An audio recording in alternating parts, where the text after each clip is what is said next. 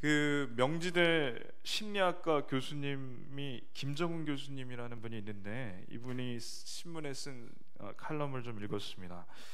13년 동안 유럽에서 유학을 해서 박사학위까지 따고, 심리학 대학부터 전공한 횟수를 따지면 30년이고, 또 대학에서 학생들을 아주 오랫동안 가르치면서 이분이 결론 한 가지 얻은 결론이 있답니다. 그게 뭐냐면 사람은 절대 변하지 않는다. 그래서 예를 들면 이분이 욱하는 성격이 있는데 어렸을 때부터 욱했다는 거죠. 그래서 예를 들면 이 차를 타고 가다가 옆 차선에서 혹 누군가가 담배꽁초를 차 밖으로 던지면 이분은 그 차를 끝까지 쫓아간대요. 그래서 욕을 해주기도 하고 싸우기도 하고, 차에서 내려서 멱살잡이 한 적도 여러 번 있다고 합니다. 그러니까 욱하는 성격이 아주 심하다는 거죠. 근데 멱살잡이 하던 중에 한 분이 TV에서 뵌 분 같은데 혹시 김정훈 교수님 아니세요? 그러면 아니라고 하고 도망갔다고 합니다. 그래서 집에 와서 한 번은 아내에게 오늘도 내가 또 실수해서 욱하고 왔다 그랬더니, 한 번은 아내가 고2 때 이 교수님의 생활기록부를 딱 사본을 이제 줬는데 거기 뭐라고 나와 있냐면 성실하고 과묵한 성격이나 쉽게 욱함, 이게 선생님이 그렇게 써놨다는 거죠. 그래서 본인 얘기를 하면서 사람은 참 안 바뀐다, 그래서 절대 바뀌지 않는다. 서점가에 이 성공이나 리더십에 관한 이 책들이 베스트셀러가 되는 경우가 많은데, 지금도 서점에 뭐 말의 온도 이런 책들이 아직까지도 이제 인기가 있는 거예요. 근데 이분이 하는 얘기가 이 책들의 공통점이 하나 있답니다. 그 책의 공통점은 뭐냐면 지금의 너를 바꿔라. 그 말의 온도 같은 경우는 지금의 말 투를 바꿔야 네가 성공하고 좋은 리더가 된다. 그러니까 책들이 경향이 있는데 그쪽으로 간다는 거죠. 근데 이분이 그거에 반론을 제기하는 겁니다. 뭐라고 하냐면 아니다, 못 바꾼다. 노력해도 못 바꾼다. 절대 사람은 안 바뀐다. 10년 전에 약속 시간을 어기는 사람은 10년 후에도 약속 시간 어기고 있고, 10년 전에 돈 빌려서 잘 안 갚는 사람은 뭐 10년 후에 돈 빌려가서 여전히 안 갚는다는 거죠. 그래서 사람은 그렇게 잘 안 바뀐다는 건데, 한번 옆 사람에게 한번 물어보겠습니다. 왜 그렇게 안 바뀌십니까? 한번 물어보세요. 왜 그렇게 안 바뀌시죠? 화내시지는 말고. 그래서 부부 사이에 이 질문을 꼭 하시고 싶을 것 같아요. 그래서 오늘 설교 제목이 뭐냐면 믿음은 변하게 합니다. 믿음은 변하게 합니다. 원래 사람은 안 바뀌고 저 교수님도 예수님 안 믿는 것 같아요. 그래서 안 바뀌는 것 같아요. 그러나 믿음은 바뀌게 한다는 겁니다. 저희가 지금 계속 창세기를 보고 야곱의 이야기가 계속되고 있습니다. 그래서 야곱이 이제 산 넘어 산을 만났고 그 산도 넘었습니다. 20년 동안 얽히고 설킨 외삼촌이자 장인 라반의 집에서 거의 탈출하다시피 하여 자유를 얻고, 이제 평생의 악몽에서나 나올 법한, 실제로 악몽에 나왔었던 그 형 에서를 향해 갑니다. 그 20년 동안 복수의 칼을 갈았던 형이 400명의 군사를 이끌고 와서 야곱을 보자 처음엔 칼을 빼들었다가 이제 다리를 절룩거리고 천사와 씨름해서 온 몸이 거지꼴, 얼굴은 피투성이 멍들고 머리는 산발을 한 이 거지꼴의 야곱을 보고 이제 용서해 주는 거죠. 하나님 함께 하시니까 그게 불쌍하게 보이는 겁니다. 그래서 야곱이 용서받으니 너무 좋습니다. 다리는 절지만 마음은 깃털같이 가볍고 아주 긴 터널을 빠져나온 것 같이 좋습니다. 특별히 하나님을 그 형에게 죽을 것 같은 그 다음 날, 전날 약복강에서 천사와 씨름할 때 환도뼈가 부러지면서까지 하나님께 간절히 매달리자 하나님께서 야곱을 깊이 만나주시고 이름을 야곱, 사기꾼에서 이스라엘, 하나님을 이긴 자로 바꿔주시니 야곱은 이제야 드디어 하나님을 비로소 제대로, 물론 그 전에도 만났지만 이제는 정말 제대로 만나서 변해야 되는 거죠. 근데 야곱이 돈 벌고 살고 그러다가 까먹고 했는데 다시 또 까먹게 되는 겁니다. 야곱이 지금으로 치면 뭐 예를 들면 이런 거죠. 1년에 한 번 성탄절에 교회 가는 분이 있는데 이분이 실제로는 하나님과 상관없이 살아요. 하나님과 상관없이 사는 이분이 어느 날 크게 교통사고가 나서 이제 병원에 입원했는데 의사가 하는 얘기가 수술을 받아야 된다고. 근데 수술을 받아도 실패율이 70-80%에 가까우니 혹 실패하면 다리를 절단해야 된다고. 그래서 그 서약을 쓰라는 거죠. 이분이 그 날밤에 다음날 수술이 예정돼 있는데 그 수술방에 들어가기 전날 밤에 잠이 왔을까요? 예, 잠이 안 오는 거예요. 그래서 그 밤에 하나님과 상관없이 살았던 이분이 대면대면한 하나님밖에 이제 구할 데가 없으니까 하나님께 간절히 기도하는데 기적적으로 그날 밤에 나았습니다. 그러니까 의사에게 수술을 받지도 않았는데 밤새 기도하는데 마치 야곱이 하나님께 살려달라고 한 것처럼 기도할 때 이분이 다리가 나았어요. 그래서 그 다음날 수술 받지 않고 며칠 후에 그냥 퇴원했는데 괜찮아요. 그래서 이분이 하나님께 기도해서 하나님이 고쳐주셨으니까 감사해서 신학교 가서 실제로 목사님이 됐습니다. 그리고 전도를 아주 잘하는 목사님이 되신 거죠. 그래서 오늘 야곱이 지금 이런 일을 겪은 거예요. 하나님께 죽음을 눈앞에 두고 간절히 기도하자 하나님께서 살려주셨으니까 이제 야곱은 아주 날아갈 것 같습니다. 다리 절어도 괜찮아요. 이때 야곱은 가야 할 곳이 있습니다. 어딜 가야 하냐면 에서 형이 마음을 푼 다음 야곱에게 이런저런 얘기를 하는데 뭘 얘기해 주냐면 아버지가 이삭이 살아있다는 얘기를 하는 거죠. 그러면 20년 동안 부모님 댁에 형이 무서워서 오지 못했던 야곱이 이제 고향에 드디어 돌아왔으니 당연히 아버지 집에 가야 합니다. 뭐 예를 들면 20년 동안 미국에 이민을 갔다가 정말 오래간만에 20년 만에 강산이 2번 변한 다음에 한국에 인천공항에 떠날 땐 김포공항인데 인천공항에 내리면 제일 먼저 어디로 갈까요? 그런 경험이 없으시죠? 예, 인천공항에 내리면 제가 유학 8년 했었는데 제일 먼저 부모님 댁에 왔습니다. 여자친구도 없고 부모님밖에 안 계시니까 당연히 부모님 댁에 왔는데 야곱도 20년 만에 집에 왔으니 고향에 돌아오는 길이니 이제 형도 용서를 해줬으니 집에 가야 되는데 야곱이 안 가요. 하나님께서도 그 삼촌 외삼촌 땅에서 떠날 때 저렇게 말씀하셨는데 한번 읽겠습니다. 나는 베델의 하나님이라 내가 거기서 기둥에 기름을 붓고 거기서 내게 서원하였으니 지금 일어나 이곳을 떠나서 내 출생지로 돌아가라 하셨느니라. 아멘.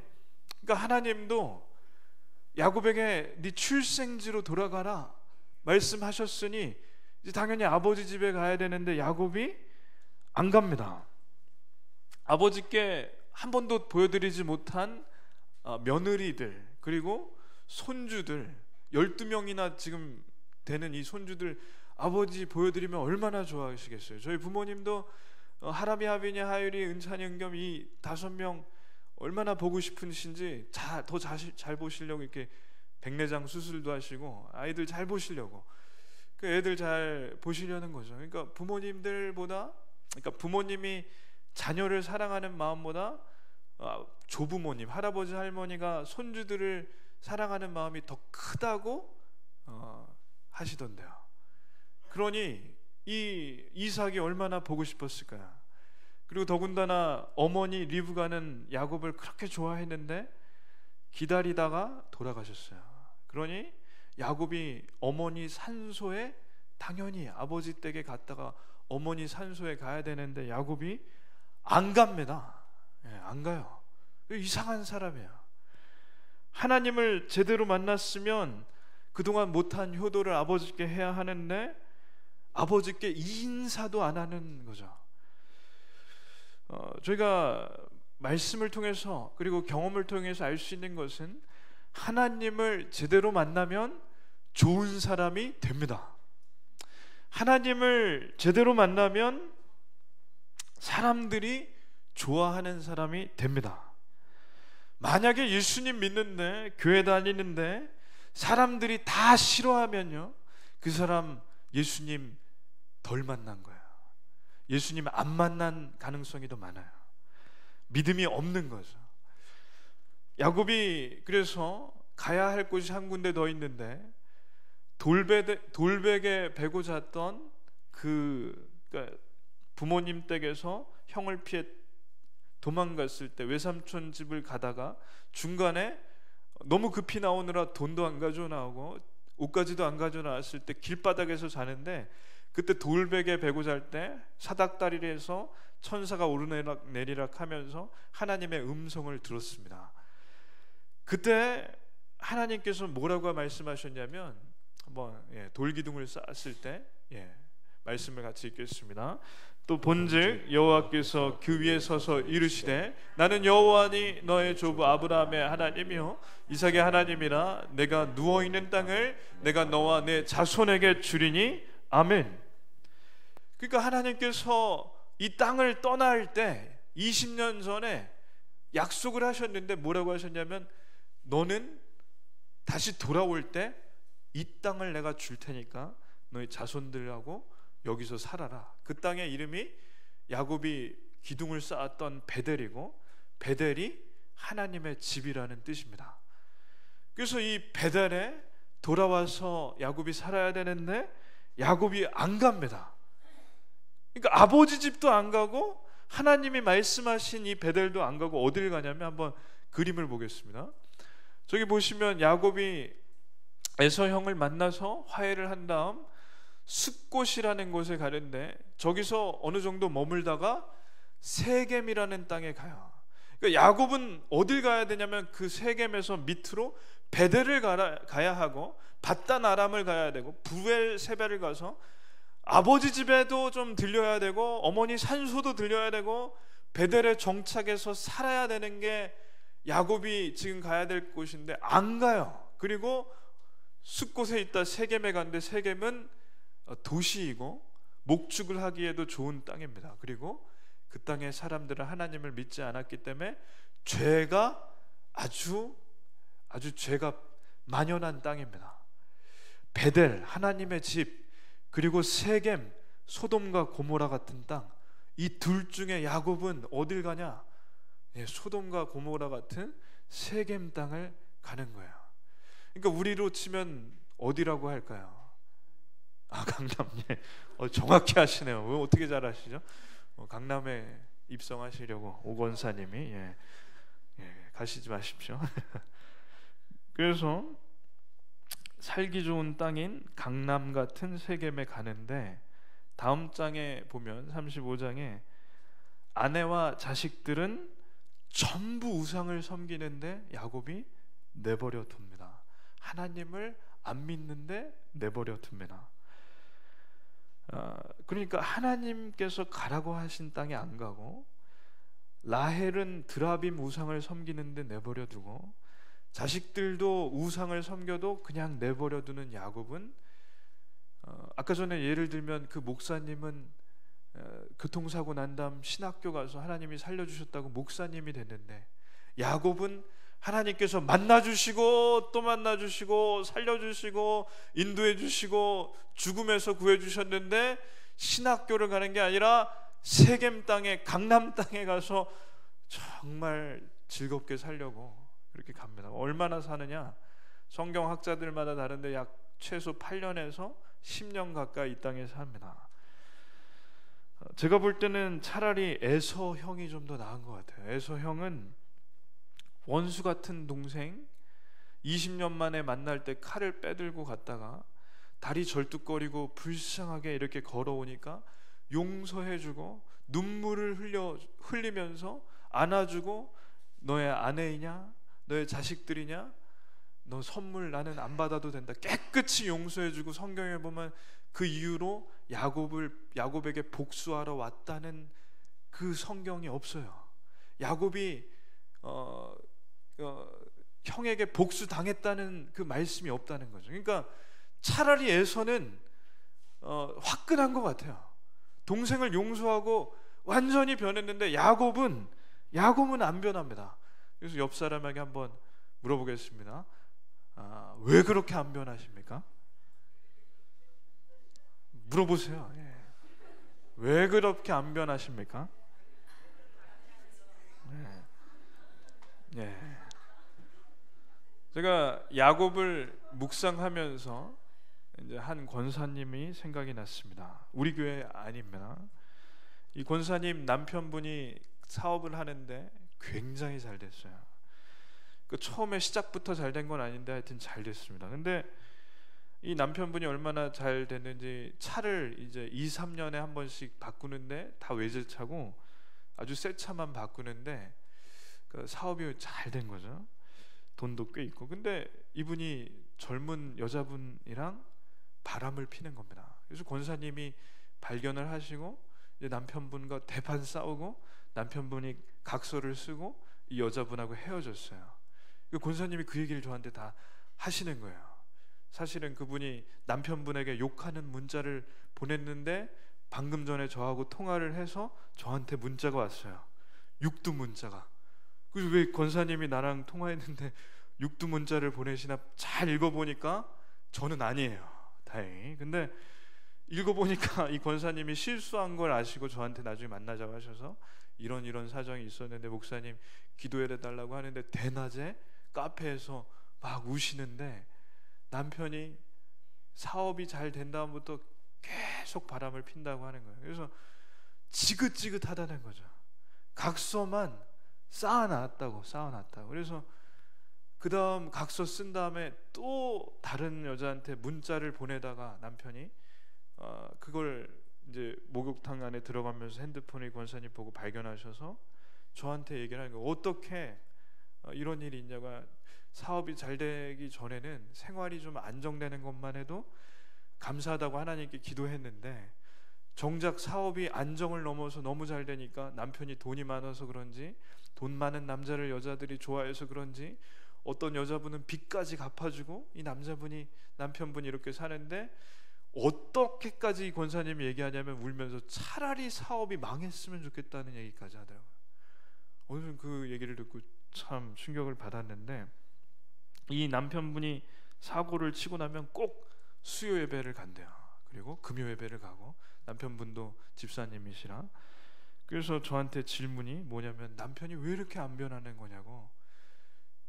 그래서 제가 그때 30대 초반 중반이라 상담을 잘 해드려야 되는데 저는 바람 핀 적도 없고 바람을 왜 피는지도 모르겠으니까 그냥 권사님 기도하겠습니다. 그렇게 했는데 이 남편이 야곱 같습니다. 왜 그렇게 안 변하는지 잘 모르겠어요. 그래서 말씀을 읽으면서 권사님 생각도 나고 하나님께 이제 질문이 생기는데 이제 이런 질문입니다. 하나님 왜 그렇게 야곱이 잘 안 변합니까? 하나님께서 막힌 문을 열어주시고 죽을 위기에서 살려주시고 한 걸음 한 걸음 인도해 주시고 혼내신 적도 별로 없는데 어떻게 이렇게 말을 안 듣습니까? 그런 질문을 하는데, 근데 성경을 보다 보면요, 이게 참 신기한 건 성경 본문을 이제 설교 준비할 때 많이 보는데 한 20번쯤 보니까 질문이 이제 바뀌는 거예요. 어떻게 바뀌냐면 하나님께서 야곱의 일을 통해서 저에게 그리고 저희에게 말씀하시고 싶은 게 있다고 생각합니다. 뭐냐면 그러면 너는 왜 그렇게 안 바뀌냐? 그게 하나님께서 야곱을 통해서 저에게 하시는 질문이라고 생각합니다. 한번 옆 사람에게 물어보시겠습니다. 왜 그렇게 안 바뀌십니까? 네. 오늘 이거 한 5번 더 하고 설교를 마치겠습니다. 야곱은 저희가 볼 때 저희가 볼 때는 답답하지만 본인은 답답한 게 없다는 걸 아시나요? 저희가 볼 때는 야곱이, 저는 설교 준비하면서 지금 3달째인가 야곱을 볼 때 약복강에서, 그리고 그 전에 베델에서, 그리고 외삼촌 집에서 이렇게 얼룩이 아롱진 것, 그리고 이렇게 하나님께서 복을 주시는 이런 일들을 계속 보면서 야곱이 이제는 변화야겠지, 야곱이 이제는 변할 때가 됐지. 물론 그 다음 내용을 알긴 알지만 야곱이 이때 변했어야 되는데 왜 안 변했을까? 이때 변했어야 됐는데 왜 안 변했을까? 그러니까 매주 설교를 하면서 예고편을 제가 10번 했잖아요. 야곱을 하나님께서 결국엔 써주십니다. 근데 오늘까지도 야곱이 변할 겁니다라는 이 설교를 할 때 야곱이 이제 지긋지긋합니다. 야곱이 지겨워요. 근데 야곱은 그걸 아세요? 마음이 평안하다는 걸. 장인 어른과 화해했죠. 재산을 많이 모았죠. 악몽을 꾸던 형과 화해했고, 아내 4명과 아들 11명, 그리고 딸 1명까지 건강해요. 그리고 가축도 건강하고 지금 사는 동네도 만족합니다. 강남처럼. 그러다 이 마음 평안한 야곱에게 일이 터지는데, 하루는 막내딸이 혼자 그 도시 세겜 땅에 놀러 갑니다. 요세푸스에 의하면 이때 당시에 시골 처녀나 다름없는 이 디나가 도시에 와서 우상들을 섬기는 잔치에 아마 초대됐을 거라고 하는 거예요. 역사학자인 요세푸스는. 거기에 가서 도시에 이 시골 처녀가 가니까 너무 볼거리도 많고 잔치가 재밌으니까 거기서 즐기고 보내는데, 한 남자가 유심히 이 딸, 디나라는 이 딸, 야곱의 딸을 유심히 봅니다. 그리고 뭐라고 하냐면 접근해서 내가 꼭 좋은 데를 더 보여주고 싶다고 따라와 보라고. 그래서 따라가는 거죠. 순진하게 따라갔더니 어두운 그 빈 방에 몰아놓고 이 디나를 세겜이, 그러니까 땅 이름도 세겜인데 그 마을의 추장인 이 남자 세겜이 강간을 합니다.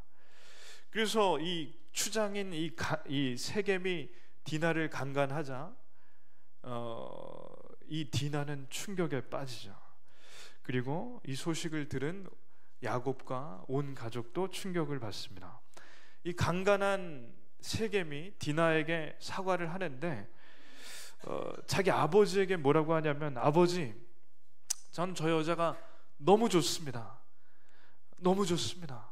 그러니 저에게 저 여자를 좀 결혼하게 도와주십시오. 그랬더니 추장의 아버지 이름이 하몰인데, 알았다. 그리고 이 딸의 아버지 야곱을 찾아오는 거예요. 뭐라고 하냐면, 따님을, 아버지부터 보여주세요. 따님을 제 아들과 결혼하게 해주십시오. 그리고 아들도 같이 왔어요. 아들이 제발 디나와 결혼하게 해주십시오. 그래서 한번 말씀을 또 읽겠습니다. 하몰이 그들에게 이르되 내 아들 세겜이 마음으로 너희 딸을 연연하여 하니 원하건대 그를 세겜에게 주어 아내로 삼게 하라. 아멘.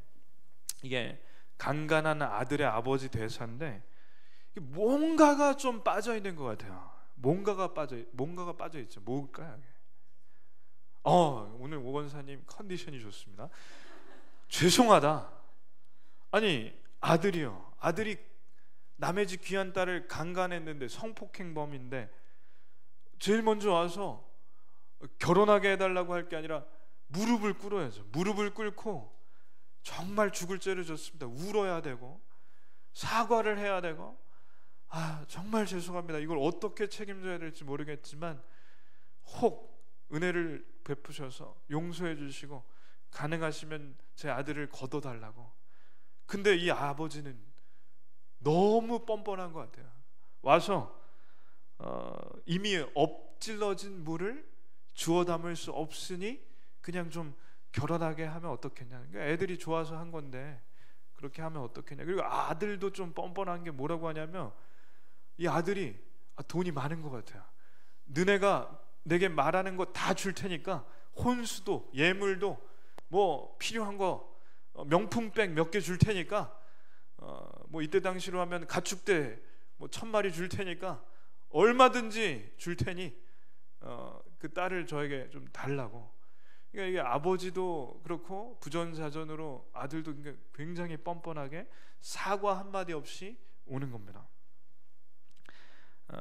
이 아버지 아들이 웃기는데 물론 어떻게 생각해 보면은 최악은 아닙니다. 그러니까 요즘 뭐 미투 운동도 많은데 성폭행 한 다음에 뭐 자기는 그런 적이 없다고, 이건 합의된 관계라고, 그것보다는 좀 나아요.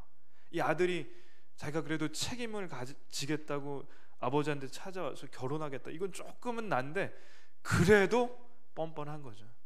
하나밖에 없는 외동딸을 강간한 그 사람이 와서 결혼하게 해달라고 돈 줄 테니까 얼마면 되냐고, 이거는 뭐 나쁜 놈은 맞습니다. 근데 놀라운 건 뭐냐면 이 아버지 야곱이요 가만히 있어요. 아마 충격을 받아서 정신이 거의 나가서 그런지 모르겠는데, 아무리 그래도 아버지가 딸 가진 부모라면 그냥 바로 다짜고짜 멱살을 잡고 땅에 맺힌 다음에 야 이놈들아 사과부터 해야지, 뭐라고? 돈으로 책임지겠다고? 어디서 수작이야? 뭐 이러면서 싸워야 되는데 이 야곱은 어떻게 하냐? 그냥 가만히 듣고 있어요. 벙어리처럼. 그리고 아들들이 올 때까지 기다리는데 목축을 하던 아들들이 돌아와서 오히려 아들들이 난리를 칩니다.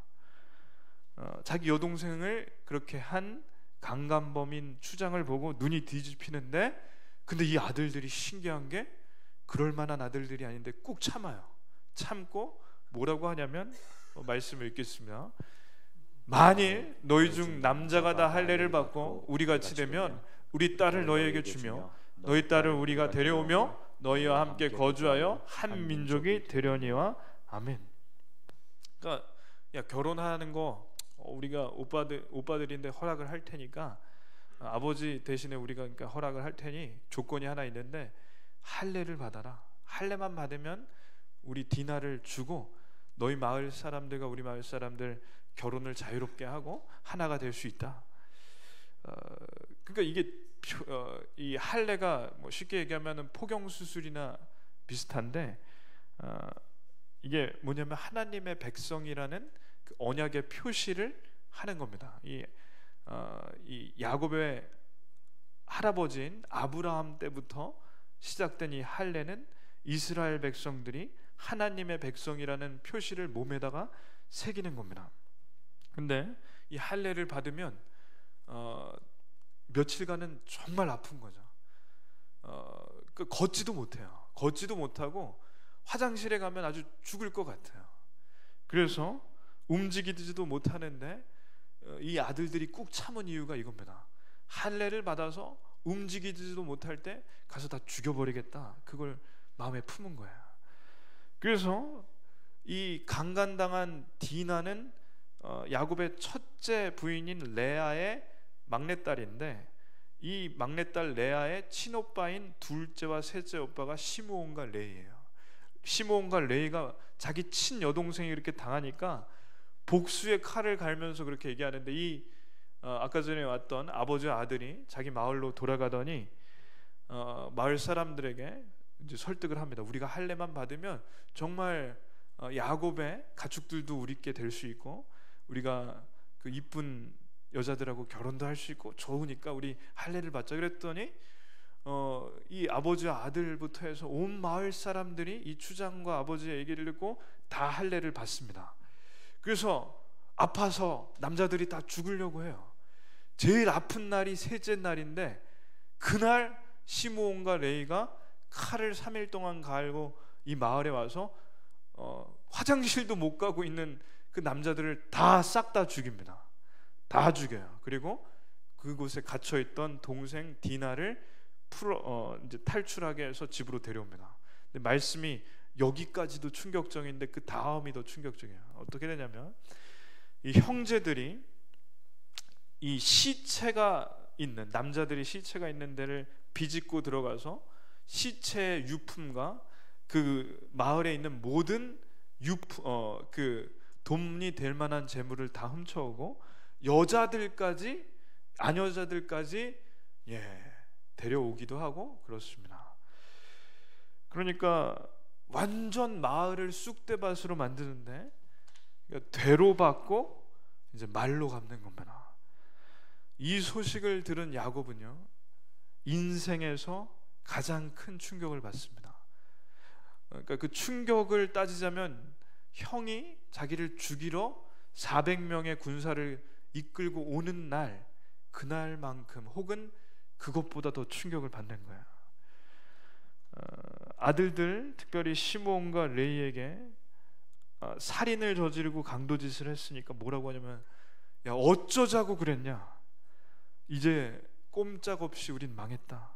우리가 이웃들에게 큰 원한을 샀고 우리의 수가 그 이웃들의 수보다 적으니 우리는 이제 큰일 났다. 나도 죽게 될 것이고 내 집도 망하게 됐다. 그랬더니 두 아들이 아버지에게 따집니다. 한번 읽겠습니다. 그가 우리 누이를 창녀같이 대우함이 옳으니까. 그러니까 이 감옥에 가야 할 아들들이 아버지에게 우리가 명예살인, 우리가 당연히 원수를 갚는 것인데 그게 뭐가 잘못입니까? 근데 성폭행했던 그 아들만 어떻게 복수했다면 말이 되지만 그 마을을 다 쑥대밭 만들고 돌아온 이 아들들이 이렇게 얘기하는데, 그러니까 이걸 쉽게 얘기하면 가루콩 집안이죠. 아버지한테 죄를 짓고 온 아들들이 대들고, 아버지는 딸이 그렇게 험한 꼴을 당했는데 사실은 가만히 있었던 것이고, 이 집안이 정말 말도 못하는 집안입니다. 야곱이 후회가 밀려오는데 이런 후회를 했을 거예요. 내가 이놈들이, 이 혈기왕성한 이놈들이 복수하러 가기 전에 막았을 걸. 강간한 그놈이, 추장놈이 왔을 때 다리라도 부러뜨렸을 걸. 아예 처음에 디나를 혼자 보내지 말았을 걸. 뭐 이런 후회를, 밀려오는 후회가 있지만 후회해도 이미 엎질러진 물입니다. 몇 년 전 뉴스에요, 이런 재밌는 뉴스가 났는데, 한 아파트에 람보르기니 최고급 스포츠카가 주차되어 있는데 초등학교 애 4명이 그 위에 올라가서 막 뛰더니 그러니까 이 아이들이 분말 소화기로 람보르기니에 뿌렸어요. 그래서 수리비가 1억 6천이 나왔는데 이 네 집이 한 집당 4천만 원씩 갚아줬습니다. 그러니까 이 부모 입장은 아주 미치는 거죠. 하루에 차 한 대 값을 애들이 날렸어요. 그러니까 예전에는 중2병이라고 했는데 요즘에 초4병이 더 세답니다. 초등학교 4학년이 인간도 아니래요. 그러니까 람보르기니에 올라가서 막 뛰고 차가 반파가 됐는데 분말로 뿌리니까 이거 도색하는데 1,000만 원, 뭐 하여튼 한 부분마다 차값인데 이 부모는 아주 억장이 무너지죠. 근데 이게 차라리 다행입니다. 그러니까 돈으로 갚을 수 있는 사고는 그래도 다행인데, 자녀가 살인을 저지르고 강도짓을 하면 이 부모는 이건 죄인이고 평생 얼굴을 들고 다닐 수가 없는 겁니다. 그러니 야곱이 다시 벼랑 끝에 섰습니다. 자기가 죽게 되는 것도 두렵지만 우리 집이 이제는 죄악에 완전히 빠져서 우리 가족의 현실을 보게 되자 아버지로서, 그리고 자기 자신을 볼 때 약복강에서의 그 하나님 만난 날보다 더 깊이 하나님께 매달리는 거죠.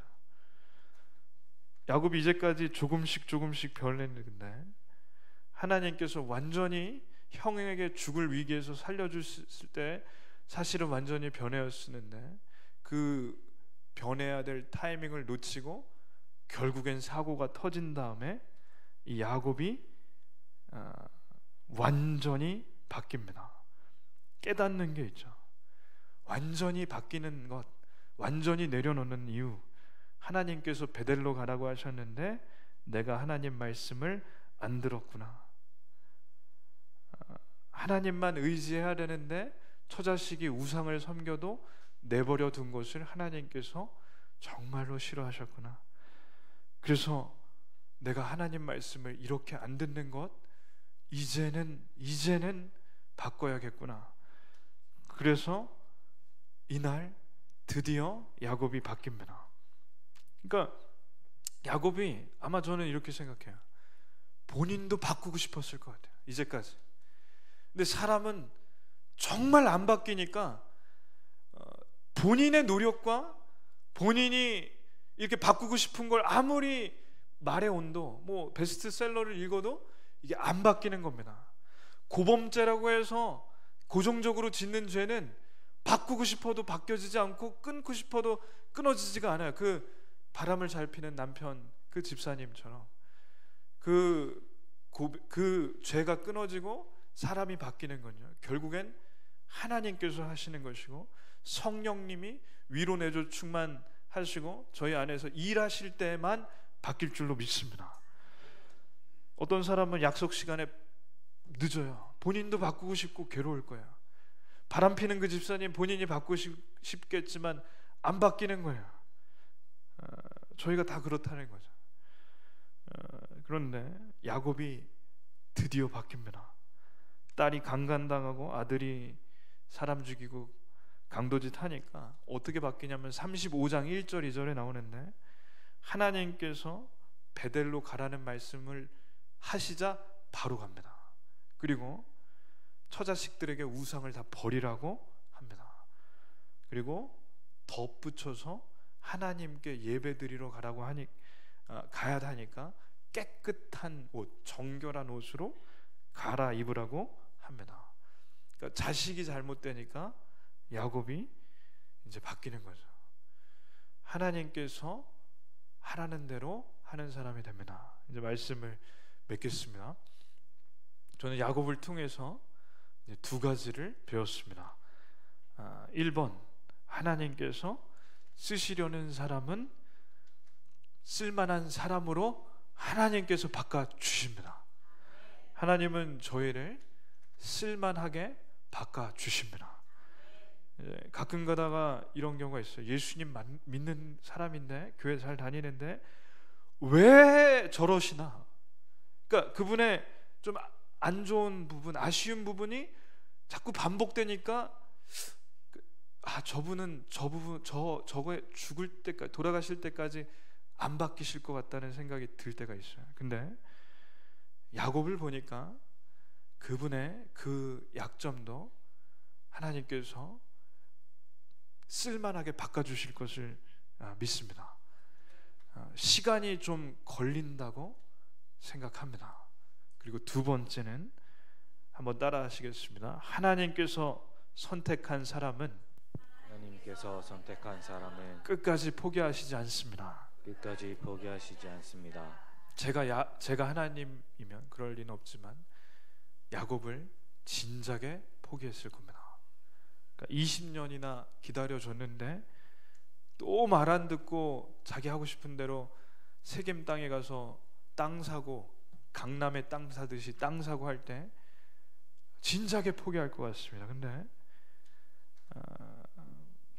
하나님께서는 야곱을 포기하시지 않고 야곱을 통하여, 그 핏줄을 통하여 예수님이 오시는 그런 믿음의 조상으로 써 주셨습니다. 처음에는 야곱이 답답해서 이게 이해가 안 됐는데 나중에는 참 다행이라고 생각합니다. 야곱을 포기하시지 않으시면 저희도 포기하시지 않을 겁니다. 하나님께서 저희를 써 주실 겁니다. 그래서 포기하시지 않을 겁니다. 기도하겠습니다.